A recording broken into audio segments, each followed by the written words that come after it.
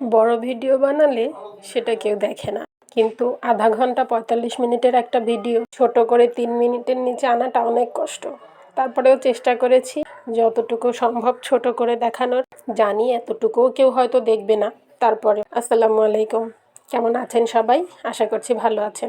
আলহামদুলিল্লাহ, আমরাও ভালো আছি। একটা নতুন রান্না করব, ভাবলাম সবার সাথে একটু শেয়ার করি। দেখতেই পাচ্ছেন আমি বাঁধাকপি দেখিয়েছি প্রথমে, আর কিছু অন্যান্য আর প্রথমে আমি একটা ভাজা মশলা রেডি করার জন্য কিছু গোটা মশলা কড়াইতে ভেজে নিয়েছি। এখানে ছিল এলাচ, দারচিনি, কয়েকটা শুকনো মরিচ, 1 চা চামচ মতো জিরে, লবণ, সব সুন্দর করে শুকনো খোলায় ভেজে আমি তুলে রেখেছি। এবার সেই কড়াইতেই তেল দিয়ে তেলের মধ্যে আমি লবণ আর হলুদ দিয়ে দিয়েছি, কারণ মাছের মাথাটাকে আমি আলাদা করে লবণ হলুদ মাখাইনি, সেই জন্য। আর তেল ছিটতে পারে সেই জন্য আমি একটু ঢাকা দিয়ে দিয়েছিলাম। ঢাকনাটা অবশ্য ফাঁকা রেখে দিতে হবে, না হলে পানি পড়ে যাবে তেলের মধ্যে। উল্টে পাল্টে মাথাটাকেও ভাজা হয়ে গেলে এটাকে তুলে নিয়ে সেই মাছের মাথা ভাজা তেলের মধ্যেই আমি রান্না করার জন্য পেঁয়াজ দিয়ে দিলাম। যেহেতু আমি তেলের মধ্যেই হলুদ দিয়ে দিয়েছিলাম, এই জন্য পেঁয়াজের রঙটা বা তেলের রঙটা একটু বেশি ব্রাউন হয়ে গিয়েছে। আমি একটু পেঁয়াজটা নরম নরম যখন হয়েছে, সামান্য রং পরিবর্তন করার সাথে এর মধ্যে আমি যে আলু কেটে রেখেছিলাম সেগুলো দিয়ে দিয়েছি।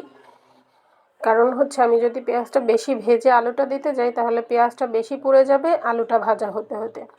পেঁয়াজের সাথে আলুটা একটু কিছু সময় ভেজে নিয়ে আমি এখানে আদা বাটা, রসুন বাটা দিয়ে দিয়েছি, যাতে পেঁয়াজটা একটু গলে নরম হয়।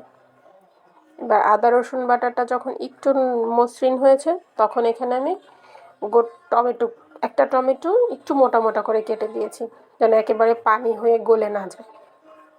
রান্না শেষ হতে হতে এটাও থাকবে না, তারপরেও শুরুতেই যেন গলে না যায় সেই জন্য।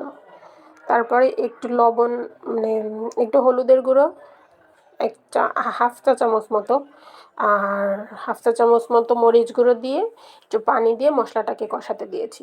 মশলাটা যখন কষানোর পরে তেল ছেড়ে দিয়েছে, তখন আমি এখানে যে বাঁধাকপি কেটে ধুয়ে পানি ঝরিয়ে রেখে দিয়েছি সেগুলো দিয়ে দিলাম।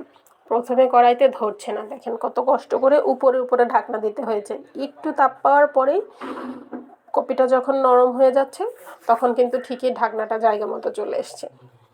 এই রান্নাটা করতে আমার অনেক সময় লেগেছে, কারণ কপিতে এত কষ্ট করে পানি ঝরিয়ে রেখে দিলাম, তারপরেও কত পানি বের হচ্ছিল। পানি শুকাতে শুকাতেই সময় বেশি লেগে যায়। আর প্রথমেই তেলের মধ্যে আমার তেজপাতা দেওয়ার কথা ছিল, কিন্তু সেটা আমি ভুলে গিয়েছিলাম। তাই এই পর্যায়ে 2টো তেজপাতা ধুয়ে এর মধ্যে দিয়ে দিলাম, দিয়ে একটু মিশিয়ে নেব। এবার এটাও আস্তে আস্তে যত মজবে তত কিন্তু পরিমাণে কমে যাবে।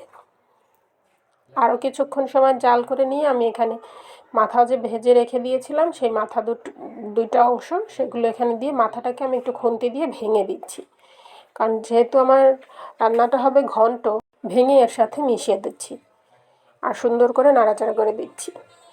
এর পর্যায়ে আমি প্রথমেই যে কয়েকটা গোটা মশলা ভেজে তুলে রেখেছিলাম, সেটাকে আমি সুন্দর করে পাউডার করে নিয়েছি।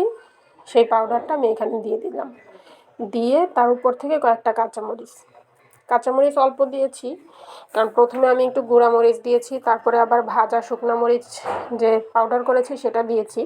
এজন্য ঘ্রাণের জন্য একটুখানি কাঁচামরিচ দিয়েছি। এখন শুধু ঢেকে ঢেকে এটা সম্পূর্ণ মজে নরম হয়ে রেডি হওয়ার অপেক্ষা। এ পর্যায়ে শুধু ধনিয়া পাতা দিলেই হবে। যদি কেউ চায় তাহলে একটু ঘিও অ্যাড করতে পারে, আরও ভালো লাগবে। এখনকার মতো এই পর্যন্তই। আল্লাহ হাফেজ।